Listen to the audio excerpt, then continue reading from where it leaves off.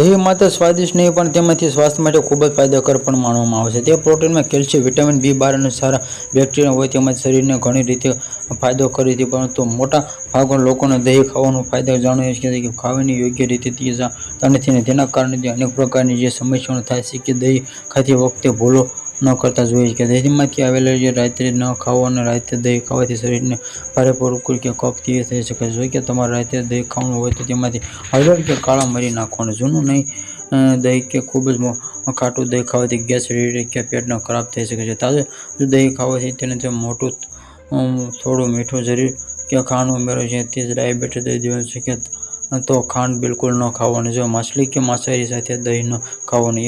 આયુર્વેદિક મુજબ માછલી અને દહીંને એકસાથે ખાવાથી ત્વચાની એલર્જી અથવા કે પેટની સમસ્યા થઈ શકે છે. ખાલી પેટે દહીં ન ખાવાનું. ખાલી પેટે દહીં ખાવાથી ખતરનાક બની શકે છે.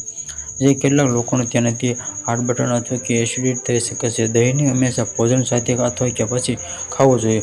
ઉનાળે અને શિયાળાની દહીં કેવી રીતે ખાવું? ઉનાળાની વરસાદમાં દહીં ખાવાથી ફાયદો થાય પરંતુ શિયાળાની તે ઓછી માત્રામાં ખાવું જોઈએ કે જો તમારે તે ખાવું જ પડે તો તે ગરમ વસ્તુ સાથે ખાવું જોઈએ. હંમેશા તાજું દહીં ખાવું. ખૂબ જ ખાટું કે વાસી નુકસાન પહોંચાડી શકે છે. Subscribe my channel, like, share.